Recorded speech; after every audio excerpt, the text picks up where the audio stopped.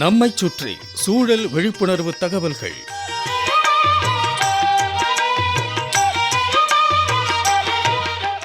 அன்புள்ளம் கொண்ட ஸ்டாலின் சார் அவர்களுக்கு உங்கள் மாணிக்கம் எழுதும் மடல். நலம் நலமறிய ஆவல். நமது இந்திய தேசத்தின் தேசிய மலர் தாமரை, தேசிய விலங்கு புலி, தேசிய பறவை மயில், தேசிய மரம் ஆலமரம். இதேபோல் தமிழ்நாட்டின் மாநில விலங்கு வரையாடு, மாநில பறவை மரகதப்புறா, மாநில மலர் செங்காந்தள் மலர், மாநில மரம் பனைமரம். உயரமான மலை உச்சியை குறிப்பிடும் சொல் வரை என்பதாகும். பல அற்புத உயிரினங்களுக்கு உறைவிடமாக விளங்கும் மேற்கு தொடர்ச்சி மலையில் வாழ்ந்து வரும் சிறப்புமிக்க உயிரினங்களில் வரையாடு முக்கியமானது. கடல் மட்டத்திலிருந்து 3500 அடி உயரத்தில் இருக்கும் மலை முகடுகளில் தான் வரையாடு இருக்குமா. புலி, சிங்கம் போன்ற கொடிய காட்டு விலங்குகள்டேர்ந்து தங்களை பாதுகாத்து கொள்ள உயரமான செங்குத்து பாறைகளில் ஏறவும் அவற்றின் முடுக்குகளில் வாழவும் வரையாடுகள் தங்களை பழக்கி கொண்டுள்ளன. உயரமான மலை வரை, இங்கு வாழும் ஆடு வரையாடு. ஸ்டாலின் சார், வரையாடுகள் கூட்டம் கூட்டமாக வாழும் பண்புடையவை.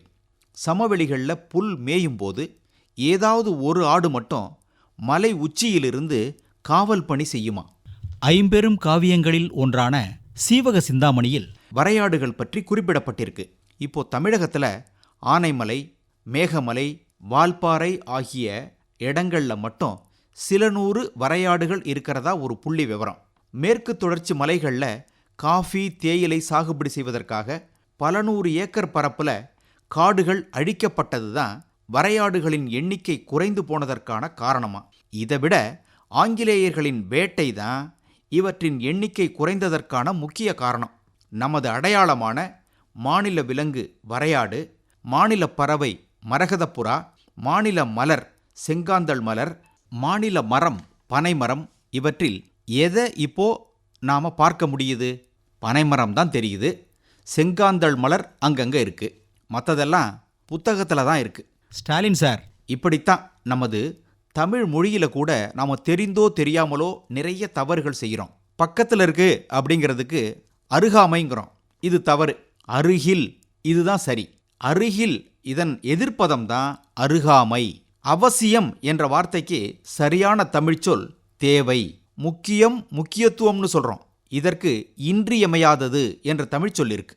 பிரச்சனை என்பதற்கு சிக்கல், மன்னிப்பு என்பதற்கு பிழை பொறுத்தல், ஜன்னல் என்பதற்கு சாளரம், மகசூல் என்பதற்கு விளைச்சல்.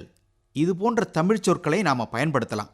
அறிஞர் அண்ணா, முன்னாள் முதல்வர், நான் அவளின் இதயம் என்னும் கதவை தட்டிய போது அவள் புன்சிரிப்பு என்ற சாளரத்தை மட்டும் திறந்தாள்னு அழகு தமிழில் கதவு சாளரம்னு குறிப்பிட்டிருப்பார்.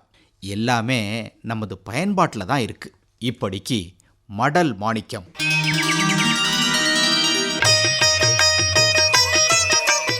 நம்மைச் சுற்றி சூழல் விழிப்புணர்வு தகவல்கள் கேட்டீர்கள்.